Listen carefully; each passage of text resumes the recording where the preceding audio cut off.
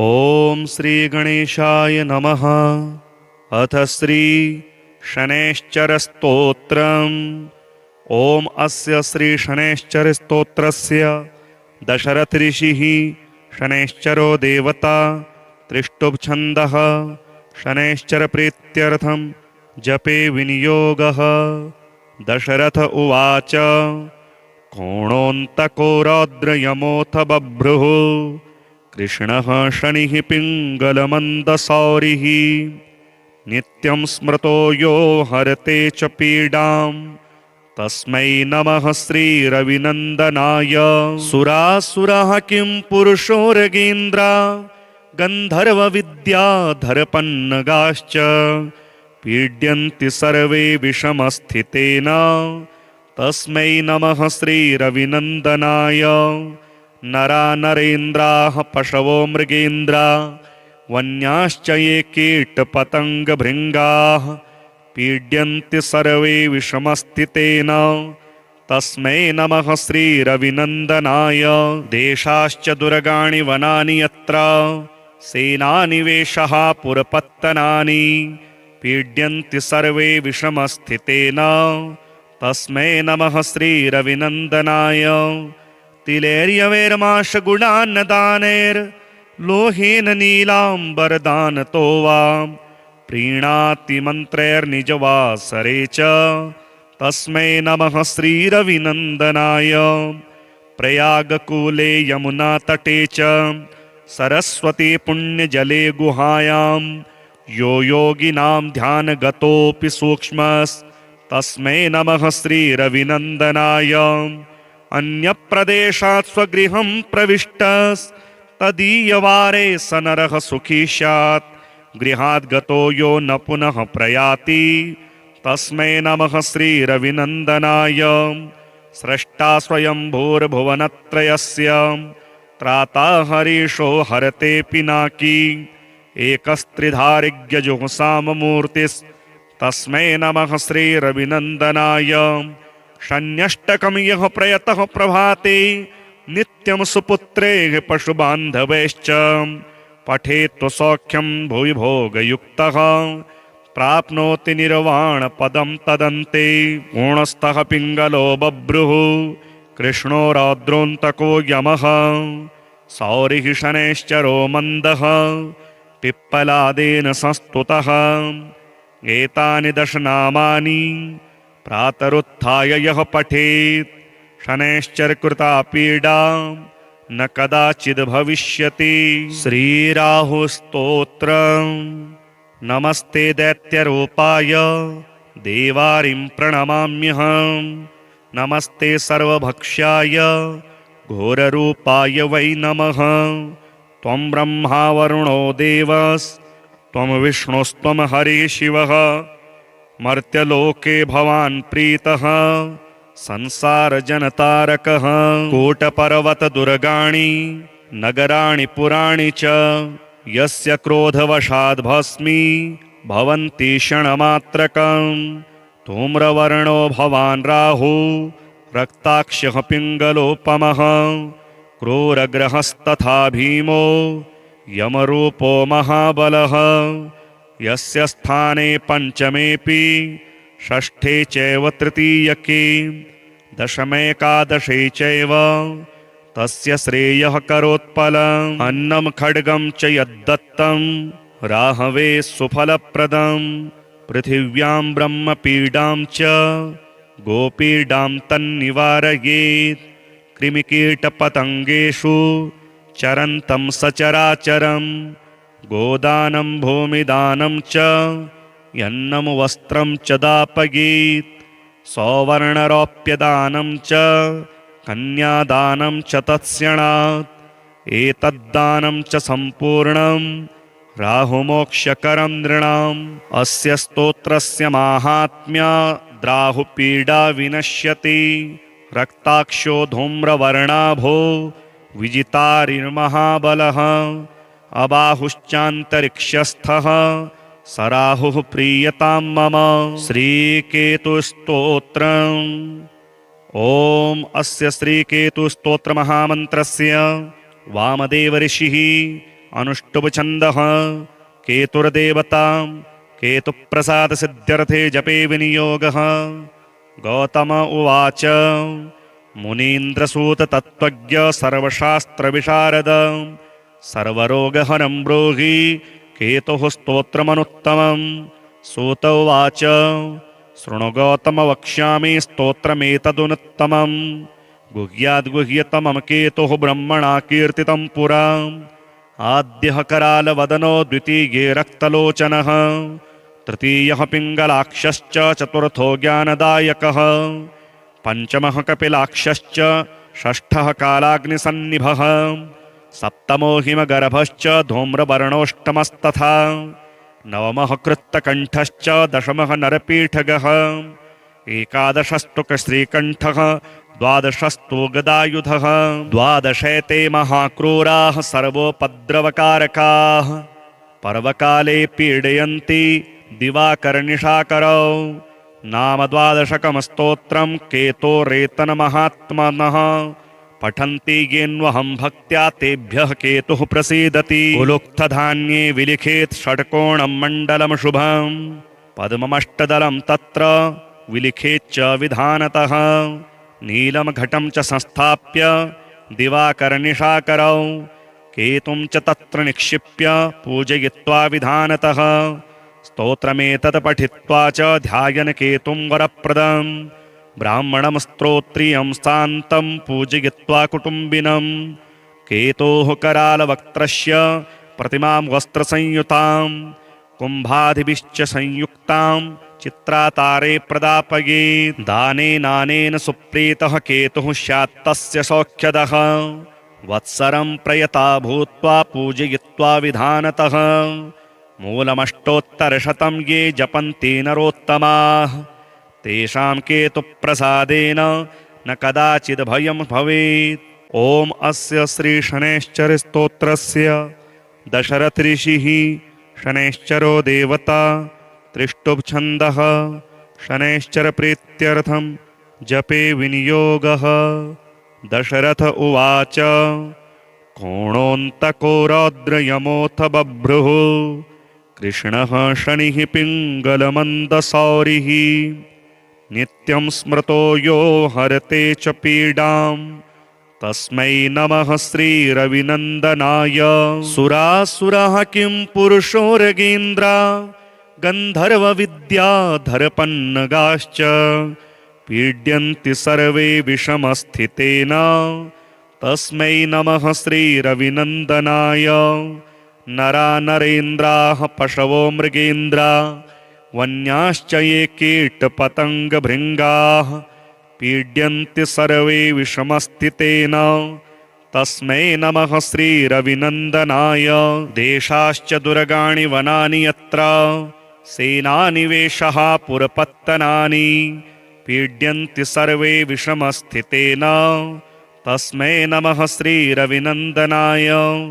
तिलेर्यवैर्माशगुणान्नदानैर्लोहेन नीलाम्बरदानतो वा प्रीणाति मन्त्रैर्निजवासरे च तस्मै नमः श्रीरविनन्दनाय। प्रयागकूले यमुनातटे च सरस्वती पुण्यजले गुहायां यो योगिनां ध्यानगतोऽपि सूक्ष्मस्तस्मै नमः श्रीरविनन्दनाय।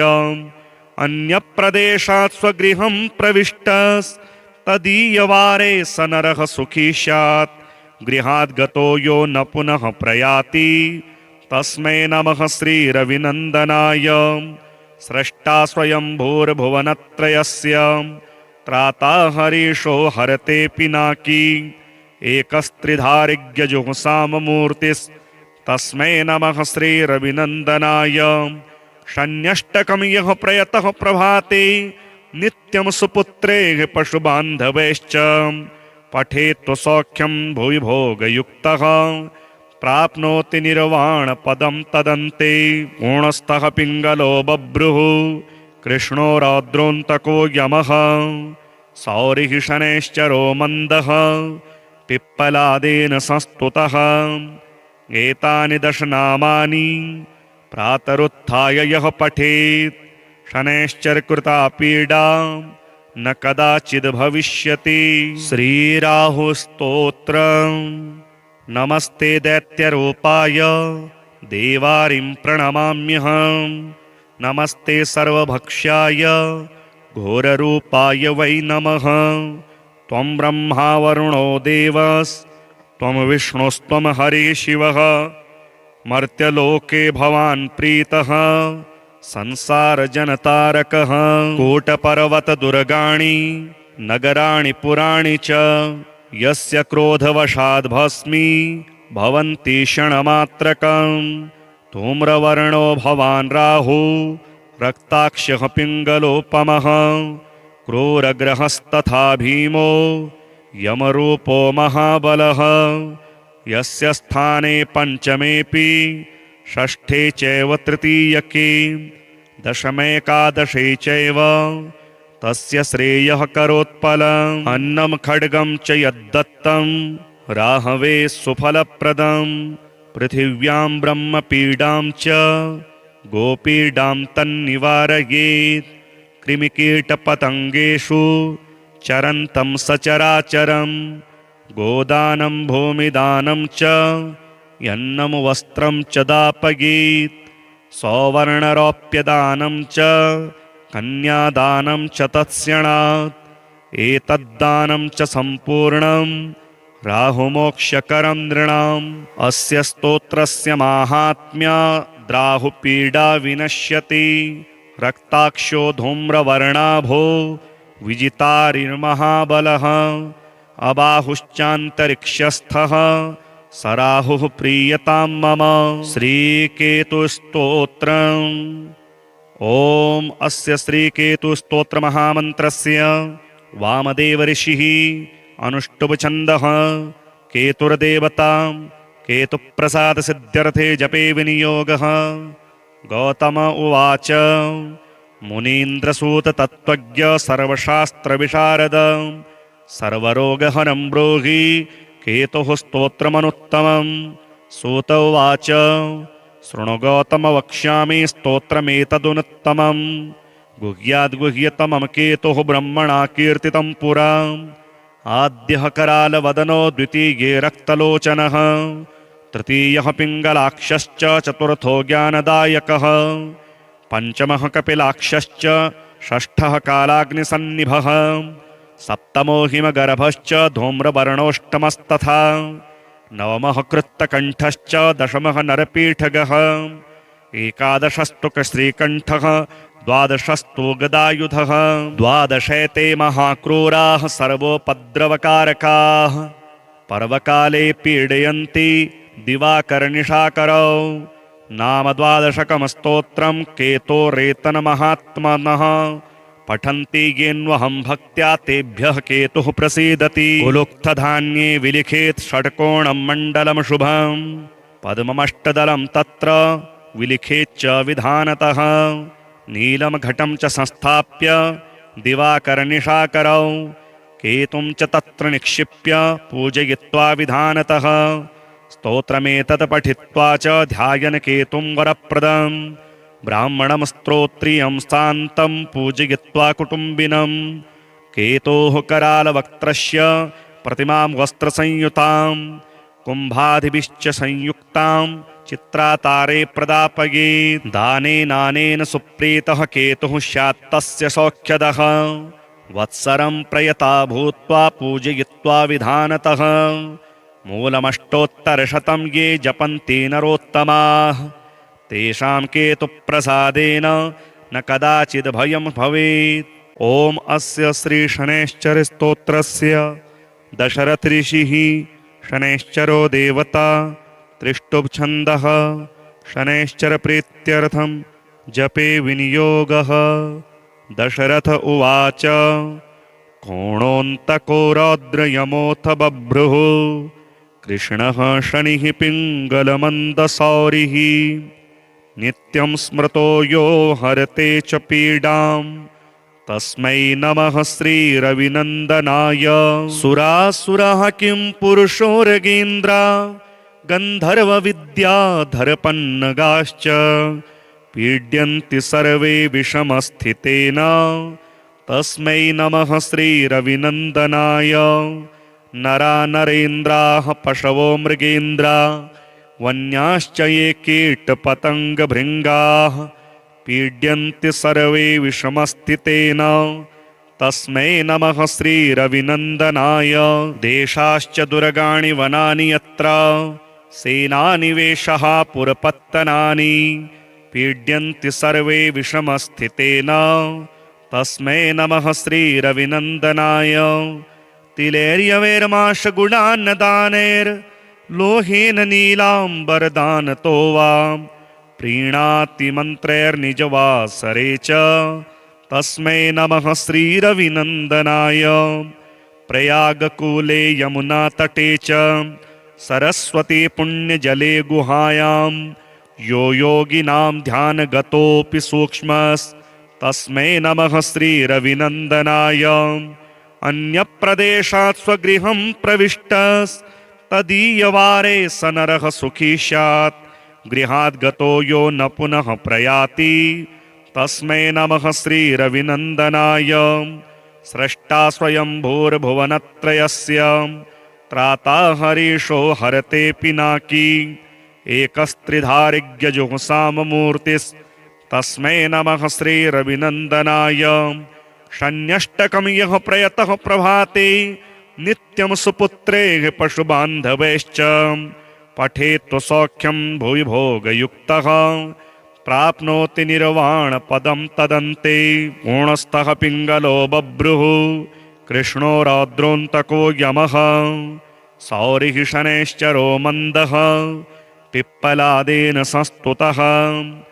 एतानि दशनामानि प्रातरुत्थाय यः पठेत् शनैश्चरकृता पीडा न कदाचिद् भविष्यति। श्रीराहुस्तोत्रम्। नमस्ते दैत्यरूपाय देवारिं प्रणमाम्यहम्। नमस्ते सर्वभक्ष्याय घोररूपाय वै नमः। त्वं ब्रह्मा वरुणो देवस्त्वं विष्णुस्त्वं हरिः शिवः मर्त्यलोके भवान् प्रीतः संसारजनतारकः। कूटपर्वतदुर्गाणि नगराणि पुराणि च यस्य क्रोधवशाद् भस्मी भवन्ति क्षणमात्रकम्। धूम्रवर्णो भवान् राहु रक्ताक्षः पिङ्गलोपमः क्रूरग्रहस्तथा भीमो यमरूपो महाबलः। यस्य स्थाने पञ्चमेऽपि षष्ठे चैव तृतीयके दशमेकादशे चैव तस्य श्रेयः करोत्पलम्। अन्नं खड्गं च यद्दत्तं राहवे सुफलप्रदं पृथिव्यां ब्रह्मपीडां च गोपीडां तन्निवारयेत्। कृमिकीटपतङ्गेषु चरन्तं सचराचरं गोदानं भूमिदानं च यन्नं वस्त्रं च दापयेत्। सौवर्णरौप्यदानं च कन्यादानं च तत्स्यणात्। एतद्दानं च सम्पूर्णं राहुमोक्षकरं नृणाम्। अस्य स्तोत्रस्य माहात्म्याद्राहुपीडा विनश्यति। रक्ताक्षो धूम्रवर्णाभो विजितारिर्महाबलः अबाहुश्चान्तरिक्षस्थः स राहुः प्रीयतां मम। श्रीकेतुस्तोत्रम्। ॐ अस्य श्रीकेतुस्तोत्रमहामन्त्रस्य वामदेवऋषिः अनुष्टुप्छन्दः केतुर्देवता केतुप्रसादसिद्ध्यर्थे जपे विनियोगः। गौतम उवाच मुनीन्द्रसूततत्त्वज्ञ सर्वशास्त्रविशारद सर्वरोगहरं ब्रूहि केतुः स्तोत्रमनुत्तमम्। सूत उवाच शृणु गौतम वक्ष्यामि स्तोत्रमेतदुनुत्तमम्। गुह्याद्गुह्यतमं केतुः ब्रह्मणा कीर्तितं पुरा। आद्यः करालवदनो द्वितीये रक्तलोचनः तृतीयः पिङ्गलाक्षश्च चतुर्थो ज्ञानदायकः पञ्चमः कपिलाक्षश्च षष्ठः कालाग्निसन्निभः सप्तमो हिमगर्भश्च धूम्रवर्णोऽष्टमस्तथा नवमः कृत्तकण्ठश्च दशमः नरपीठगः एकादशस्तु श्रीकण्ठः द्वादशस्तु गदायुधः द्वादशैते महाक्रूराः सर्वोपद्रवकारकाः पर्वकाले पीडयन्ति दिवाकरनिशाकरौ नाम द्वादशकं स्तोत्रं केतोरेतनमहात्मनः पठन्ति येन्वहं भक्त्या तेभ्यः केतुः प्रसीदति उलुक्तधान्ये विलिखेत् षट्कोणं मण्डलं शुभं पद्ममष्टदलं तत्र विलिखेच्च विधानतः नीलं घटं च संस्थाप्य दिवाकरनिशाकरौ केतुं च तत्र निक्षिप्य पूजयित्वा विधानतः स्तोत्रमेतत् पठित्वा च ध्यायन् केतुं वरप्रदं ब्राह्मणं स्तोत्रियं शान्तं पूजयित्वा कुटुम्बिनं केतोः करालवक्त्रस्य प्रतिमां वस्त्रसंयुतां कुम्भादिभिश्च संयुक्तां चित्रातारे प्रदापयेत् दानेनानेन सुप्रीतः केतुः स्यात् तस्य सौख्यदः वत्सरं प्रयता भूत्वा पूजयित्वा विधानतः मूलमष्टोत्तरशतं ये जपन्ति नरोत्तमाः तेषां केतुप्रसादेन न कदाचिद् भयं भवेत्। ॐ अस्य श्रीशनैश्चरस्तोत्रस्य दशरथऋषिः शनैश्चरो देवता त्रिष्टुप्छन्दः शनैश्चरप्रीत्यर्थं जपे विनियोगः। दशरथ उवाच कोणोऽन्तको रौद्रयमोऽथ बभ्रुः कृष्णः शनिः पिङ्गलमन्दसौरिः नित्यं स्मृतो यो हरते च पीडां तस्मै नमः श्रीरविनन्दनाय। सुरासुरः किं पुरुषोरगेन्द्र गन्धर्वविद्याधरपन्नगाश्च पीड्यन्ति सर्वे विषमस्थितेन तस्मै नमः श्रीरविनन्दनाय। नरा नरेन्द्राः पशवो मृगेन्द्रा वन्याश्च ये कीटपतङ्गभृङ्गाः पीड्यन्ति सर्वे विषमस्थितेन तस्मै नमः श्रीरविनन्दनाय। देशाश्च दुर्गाणि वनानि यत्र सेनानिवेशः पुरपत्तनानि पीड्यन्ति सर्वे विषमस्थितेन तस्मै नमः श्रीरविनन्दनाय। तिलेर्यवैर्माशगुणान्नदानैर्लोहेन नीलाम्बरदानतो वा प्रीणाति मन्त्रैर्निजवासरे च तस्मै नमः श्रीरविनन्दनाय। प्रयागकूले यमुनातटे च सरस्वती पुण्यजले गुहायां यो योगिनां ध्यानगतोऽपि सूक्ष्मस्तस्मै नमः श्रीरविनन्दनाय। अन्यप्रदेशात् स्वगृहं प्रविष्टस्तदीयवारे स नरः सुखी स्यात् गृहात् गतो यो न पुनः प्रयाति तस्मै नमः श्रीरविनन्दनाय। स्रष्टा स्वयंभूर्भुवनत्रयस्य त्राता हरीशो हरते पिनाकी एकस्त्रिधारिज्ञजुःसाममूर्तिस्तस्मै नमः श्रीरविनन्दनाय। शन्यष्टकं यः प्रयतः प्रभाते नित्यं सुपुत्रेः पशुबान्धवैश्च पठेत् सौख्यं भुवि भोगयुक्तः प्राप्नोति निर्वाणपदं तदन्ते। गुणस्थः पिङ्गलो बभ्रुः कृष्णो रौद्रोऽन्तको यमः सौरिः शनैश्चरो मन्दः पिप्पलादेन संस्तुतः। एतानि दशनामानि प्रातरुत्थाय यः पठेत् शनैश्चरकृता पीडा न कदाचिद् भविष्यति। श्रीराहुस्तोत्रम्। नमस्ते दैत्यरूपाय देवारिं प्रणमाम्यहम्। नमस्ते सर्वभक्ष्याय घोररूपाय वै नमः। त्वं ब्रह्मा वरुणो देवस्त्वं विष्णुस्त्वं हरिः शिवः मर्त्यलोके भवान् प्रीतः संसारजनतारकः। कूटपर्वतदुर्गाणि नगराणि पुराणि च यस्य क्रोधवशाद् भस्मी भवन्ति क्षणमात्रकम्।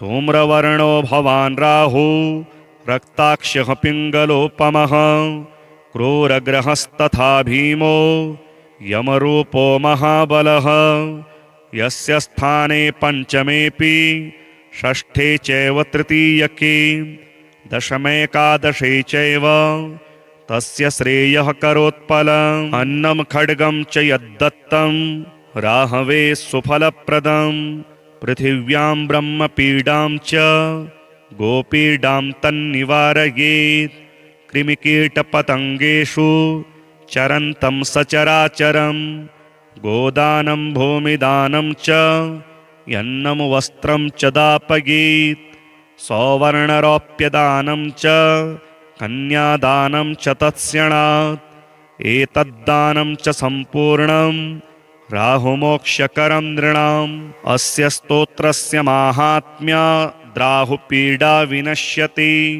रक्ताक्षो धूम्रवर्णाभो विजितारिर्महाबलः अबाहुश्चान्तरिक्षस्थः स राहुः प्रीयतां मम श्रीकेतुस्तोत्रम् ॐ अस्य श्रीकेतुस्तोत्रमहामन्त्रस्य वामदेवऋषिः अनुष्टुप्छन्दः केतुर्देवता केतुप्रसादसिद्ध्यर्थे जपे विनियोगः गौतम उवाच मुनीन्द्रसूततत्त्वज्ञ सर्वशास्त्रविशारद सर्वरोगहरं ब्रूहि केतुः स्तोत्रमनुत्तमम् सूत उवाच शृणु गौतम वक्ष्यामि स्तोत्रमेतदुनुत्तमम् गुह्याद्गुह्यतमं केतुः ब्रह्मणा कीर्तितं पुरा आद्यः करालवदनो द्वितीये रक्तलोचनः तृतीयः पिङ्गलाक्षश्च चतुर्थो ज्ञानदायकः पञ्चमः कपिलाक्षश्च षष्ठः कालाग्निसन्निभः सप्तमो हिमगर्भश्च धूम्रवर्णोष्टमस्तथा नवमः कृत्तकण्ठश्च दशमः नरपीठगः एकादशस्तुकश्रीकण्ठः द्वादशस्तु गदायुधः द्वादशैते महाक्रूराः सर्वोपद्रवकारकाः पर्वकाले पीडयन्ति दिवाकरनिशाकरौ नाम द्वादशकं स्तोत्रं केतोरेतनमहात्मनः पठन्ति येन्वहं भक्त्या तेभ्यः केतुः प्रसीदति उलुक्तधान्ये विलिखेत् षट्कोणं मण्डलं शुभं पद्ममष्टदलं तत्र विलिखेच्च विधानतः नीलं घटं च संस्थाप्य दिवाकरनिशाकरौ केतुं च तत्र निक्षिप्य पूजयित्वा विधानतः स्तोत्रमेतत् पठित्वा च ध्यायन् केतुं वरप्रदं ब्राह्मणं स्तोत्रियं शान्तं पूजयित्वा कुटुम्बिनं केतोः करालवक्त्रस्य प्रतिमां वस्त्रसंयुतां कुम्भादिभिश्च संयुक्तां चित्रातारे प्रदापयेत् दानेनानेन सुप्रीतः केतुः स्यात्तस्य सौख्यदः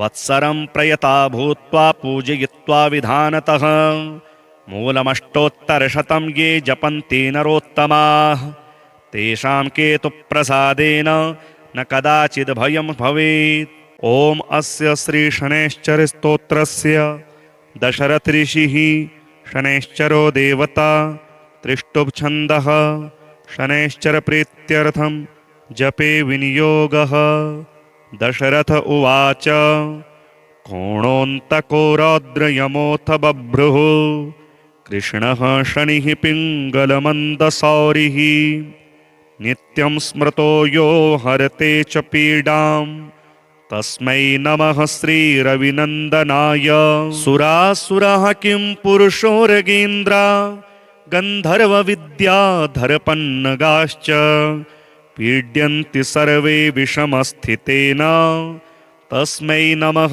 श्रीरविनन्दनाय नरा नरेन्द्राः पशवो मृगेन्द्रा वन्याश्च ये कीटपतङ्गभृङ्गाः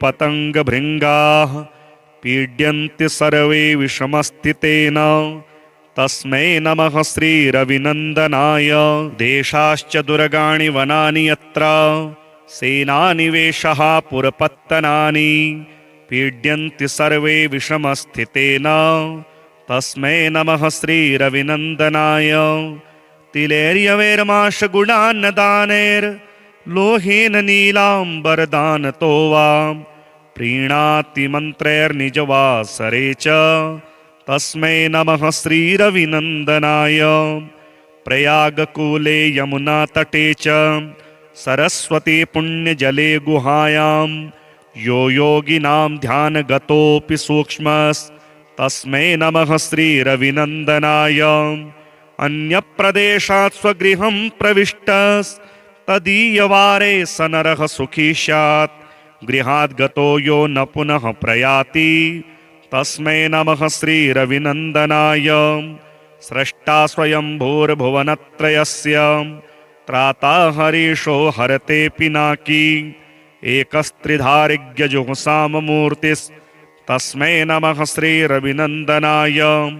षण्यष्टकं यः प्रयतः प्रभाते नित्यं सुपुत्रेः पशुबान्धवैश्च पठेत् सौख्यं भुवि भोगयुक्तः प्राप्नोति निर्वाणपदं तदन्ते। पूर्णस्थः पिङ्गलो बभ्रुः कृष्णो रौद्रोऽन्तको यमः सौरिः शनैश्चरो मन्दः पिप्पलादेन संस्तुतः। एतानि दशनामानि प्रातरुत्थाय यः पठेत् शनैश्चरकृता पीडा न कदाचिद् भविष्यति। श्रीराहुस्तोत्रम्। नमस्ते दैत्यरूपाय देवारिं प्रणमाम्यहम्। नमस्ते सर्वभक्ष्याय घोररूपाय वै नमः। त्वं ब्रह्मा वरुणो देवस्त्वं विष्णुस्त्वं हरिः शिवः। मर्त्यलोके भवान् प्रीतः संसारजनतारकः। कूटपर्वतदुर्गाणि नगराणि पुराणि च यस्य क्रोधवशाद् भस्मी भवन्ति क्षणमात्रकम्। धूम्रवर्णो भवान् राहु रक्ताक्षः पिङ्गलोपमः। क्रूरग्रहस्तथा भीमो यमरूपो महाबलः। यस्य स्थाने पञ्चमेऽपि षष्ठे चैव तृतीयके दशमेकादशे चैव तस्य श्रेयः करोत्पलम्। अन्नं खड्गं च यद्दत्तं राहवे सुफलप्रदम्। पृथिव्यां ब्रह्मपीडां च गोपीडां तन्निवारयेत्। कृमिकीटपतङ्गेषु चरन्तं सचराचरम्। गोदानं भूमिदानं च यन्नं वस्त्रं च दापयेत्। सौवर्णरौप्यदानं च कन्यादानं च तत्स्यणात्। एतद्दानं च सम्पूर्णं राहुमोक्षकरं नृणाम्। अस्य स्तोत्रस्य माहात्म्याद्राहुपीडा विनश्यति। रक्ताक्षो धूम्रवर्णाभो विजितारिर्महाबलः। अबाहुश्चान्तरिक्षस्थः स राहुः प्रीयतां मम। श्रीकेतुस्तोत्रम्। ॐ अस्य श्रीकेतुस्तोत्रमहामन्त्रस्य वामदेवऋषिः अनुष्टुप्छन्दः केतुर्देवता केतुप्रसादसिद्ध्यर्थे जपे विनियोगः। गौतम उवाच मुनीन्द्रसूततत्त्वज्ञ सर्वशास्त्रविशारद सर्वरोगहरं ब्रूहि केतुः स्तोत्रमनुत्तमम्। सूत उवाच शृणु गौतम वक्ष्यामि स्तोत्रमेतदुनुत्तमम्। गुह्याद्गुह्यतमं केतुः ब्रह्मणा कीर्तितं पुरा। आद्यः करालवदनो द्वितीये रक्तलोचनः तृतीयः पिङ्गलाक्षश्च चतुर्थो ज्ञानदायकः पञ्चमः कपिलाक्षश्च षष्ठः कालाग्निसन्निभः सप्तमो हिमगर्भश्च धूम्रवर्णोऽष्टमस्तथा नवमः कृत्तकण्ठश्च दशमः नरपीठगः एकादशस्तु श्रीकण्ठः द्वादशस्तु गदायुधः द्वादशैते महाक्रूराः सर्वोपद्रवकारकाः पर्वकाले पीडयन्ति दिवाकरनिशाकरौ नाम द्वादशकं स्तोत्रं केतोरेतनमहात्मनः पठन्ति येन्वहं भक्त्या तेभ्यः केतुः प्रसीदति कुलुक्थधान्ये विलिखेत् षट्कोणं मण्डलं शुभं पद्ममष्टदलं तत्र विलिखेच्च विधानतः नीलं घटं च संस्थाप्य दिवाकरनिशाकरौ केतुं च तत्र निक्षिप्य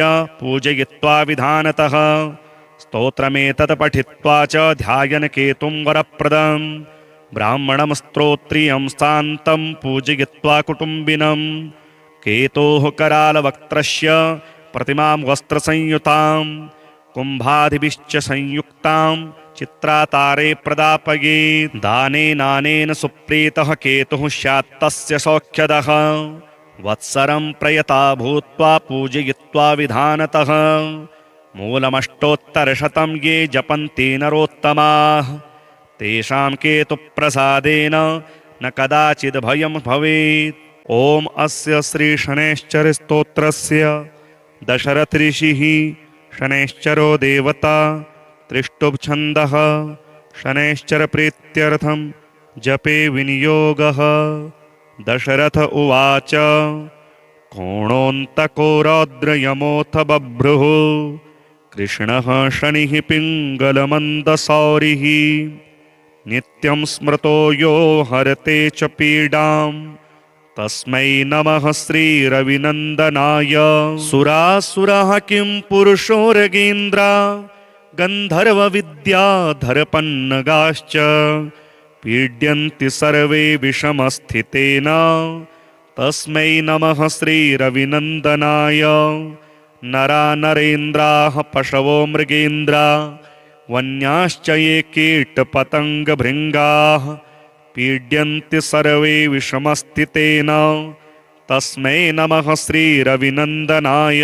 देशाश्च दुर्गाणि वनानि यत्र सेनानिवेशः पुरपत्तनानि पीड्यन्ति सर्वे विषमस्थितेन तस्मै नमः श्रीरविनन्दनाय।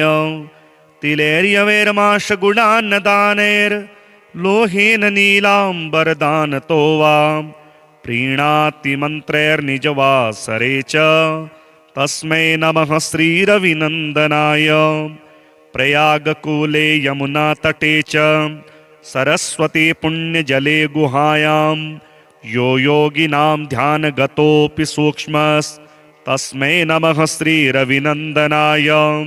अन्यप्रदेशात् स्वगृहं प्रविष्टस्तदीयवारे स नरः सुखी स्यात् गृहात् गतो यो न पुनः प्रयाति तस्मै नमः श्रीरविनन्दनाय। स्रष्टा स्वयंभूर्भुवनत्रयस्य त्राता हरीशो हरते पिनाकी एकस्त्रिधारिज्ञजुःसाममूर्तिस्तस्मै नमः श्रीरविनन्दनाय। शन्यष्टकं यः प्रयतः प्रभाते नित्यं सुपुत्रेः पशुबान्धवैश्च पठेत् सौख्यं भुवि भोगयुक्तः प्राप्नोति निर्वाणपदं तदन्ते। पूर्णस्थः पिङ्गलो बभ्रुः कृष्णो रौद्रोऽन्तको यमः सौरिः शनैश्चरो मन्दः पिप्पलादेन संस्तुतः। एतानि दशनामानि प्रातरुत्थाय यः पठेत् शनैश्चरकृता पीडा न कदाचिद् भविष्यति। श्रीराहुस्तोत्रम्। नमस्ते दैत्यरूपाय देवारिं प्रणमाम्यहम्। नमस्ते सर्वभक्ष्याय घोररूपाय वै नमः। त्वं ब्रह्मा वरुणो देवस्त्वं विष्णुस्त्वं हरिः शिवः मर्त्यलोके भवान् प्रीतः संसारजनतारकः। कूटपर्वतदुर्गाणि नगराणि पुराणि च यस्य क्रोधवशाद् भस्मी भवन्ति क्षणमात्रकम्। धूम्रवर्णो भवान् राहु रक्ताक्षः पिङ्गलोपमः क्रूरग्रहस्तथा भीमो यमरूपो महाबलः। यस्य स्थाने पञ्चमेऽपि षष्ठे चैव तृतीयके दशमेकादशे चैव तस्य श्रेयः करोत्पलम्। अन्नं खड्गं च यद्दत्तं राहवे सुफलप्रदं पृथिव्यां ब्रह्मपीडां च गोपीडां तन्निवारयेत्।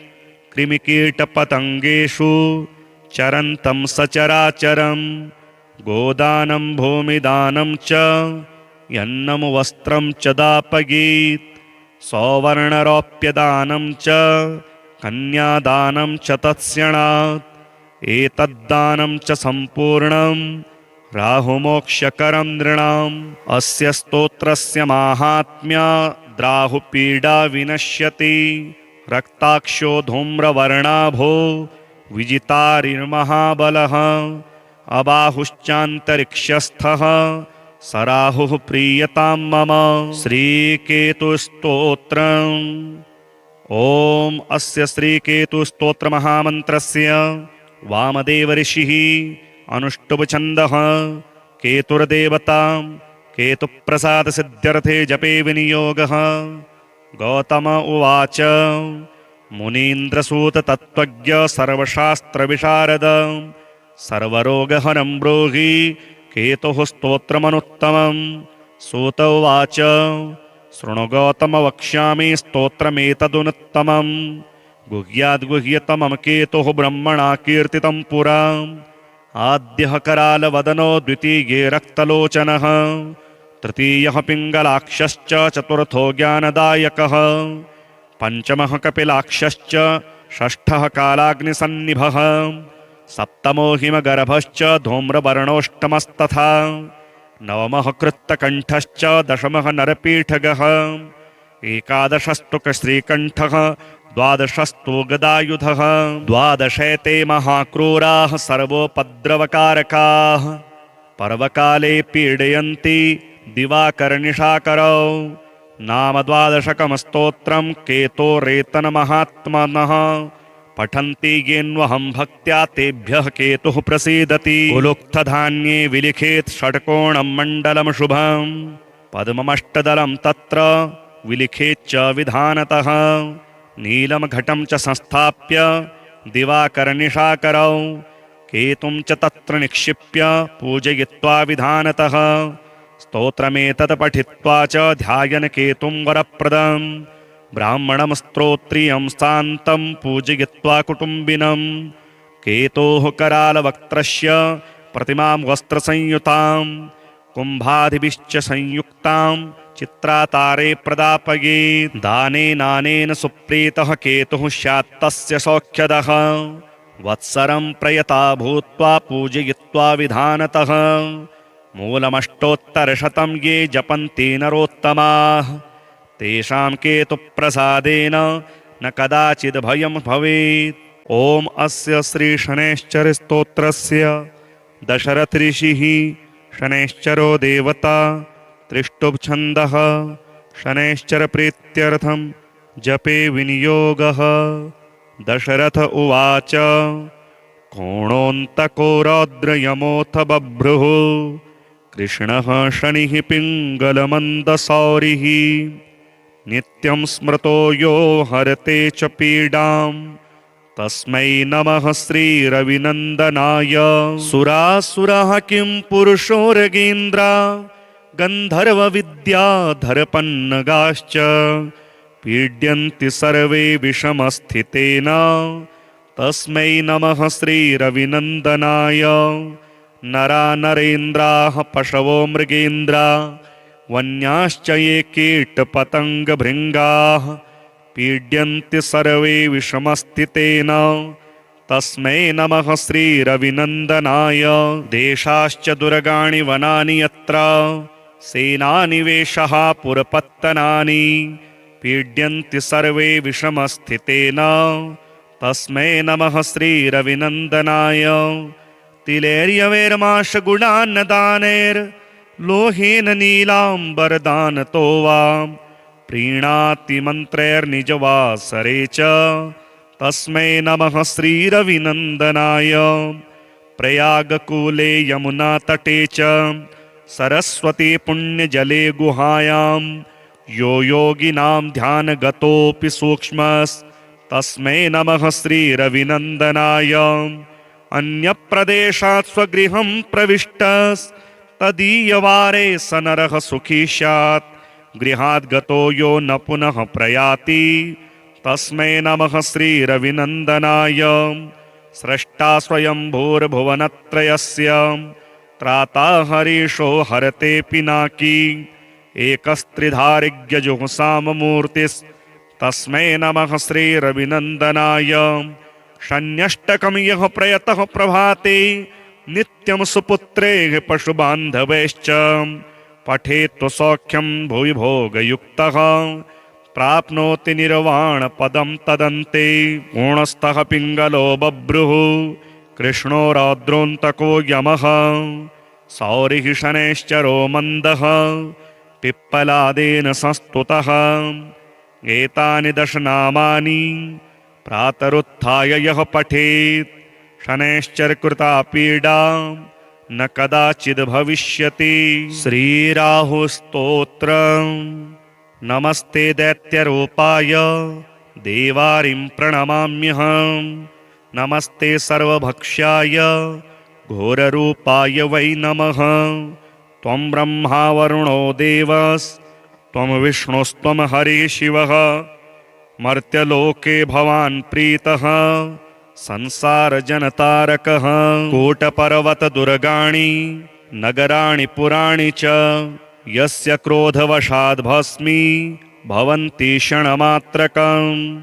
धूम्रवर्णो भवान् राहु रक्ताक्षः पिङ्गलोपमः। क्रूरग्रहस्तथा भीमो यमरूपो महाबलः। यस्य स्थाने पञ्चमेऽपि षष्ठे चैव तृतीयके दशमेकादशे चैव तस्य श्रेयः करोत्पलम्। अन्नं खड्गं च यद्दत्तं राहवे सुफलप्रदम्। पृथिव्यां ब्रह्मपीडां च गोपीडां तन्निवारयेत्। कृमिकीटपतङ्गेषु चरन्तं सचराचरम्। गोदानं भूमिदानं च यन्नं वस्त्रं च दापयेत्। सौवर्णरौप्यदानं च कन्यादानं च तत्स्यणात्। एतद्दानं च सम्पूर्णं राहुमोक्षकरं नृणाम्। अस्य स्तोत्रस्य माहात्म्याद्राहुपीडा विनश्यति। रक्ताक्षो धूम्रवर्णाभो विजितारिर्महाबलः। अबाहुश्चान्तरिक्षस्थः स राहुः प्रीयतां मम। श्रीकेतुस्तोत्रम्। ॐ अस्य श्रीकेतुस्तोत्रमहामन्त्रस्य वामदेवऋषिः अनुष्टुप्छन्दः केतुर्देवता केतुप्रसादसिद्ध्यर्थे जपे विनियोगः। गौतम उवाच मुनीन्द्रसूत तत्त्वज्ञ सर्वशास्त्रविशारद सर्वरोगहरं ब्रूहि केतुः स्तोत्रमनुत्तमम्। सूत उवाच शृणु गौतम वक्ष्यामि स्तोत्रमेतदुनुत्तमम्। गुह्याद्गुह्यतमं केतुः ब्रह्मणा कीर्तितं पुरा। आद्यः करालवदनो द्वितीये रक्तलोचनः तृतीयः पिङ्गलाक्षश्च चतुर्थो ज्ञानदायकः पञ्चमः कपिलाक्षश्च षष्ठः कालाग्निसन्निभः सप्तमो हिमगर्भश्च धूम्रवर्णोऽष्टमस्तथा नवमः कृत्तकण्ठश्च दशमः नरपीठगः एकादशस्तु श्रीकण्ठः द्वादशस्तु गदायुधः द्वादशैते महाक्रूराः सर्वोपद्रवकारकाः पर्वकाले पीडयन्ति दिवाकरनिशाकरौ नाम द्वादशकं स्तोत्रं केतोरेतनमहात्मनः पठन्ति येन्वहं भक्त्या तेभ्यः केतुः प्रसीदति उलुक्थधान्ये विलिखेत् षट्कोणं मण्डलं शुभं पद्ममष्टदलं तत्र विलिखेच्च विधानतः नीलं घटं च संस्थाप्य दिवाकरनिशाकरौ केतुं च तत्र निक्षिप्य पूजयित्वा विधानतः स्तोत्रमेतत् पठित्वा च ध्यायन् केतुं वरप्रदम् ब्राह्मणं स्तोत्रियं शान्तं पूजयित्वा कुटुम्बिनं केतोः करालवक्त्रस्य प्रतिमां वस्त्रसंयुतां कुम्भादिभिश्च संयुक्तां चित्रातारे प्रदापयेत् दानेनानेन सुप्रीतः केतुः स्यात्तस्य सौख्यदः वत्सरं प्रयता भूत्वा पूजयित्वा विधानतः मूलमष्टोत्तरशतं ये जपन्ति नरोत्तमाः तेषां केतुप्रसादेन न कदाचिद् भयं भवेत्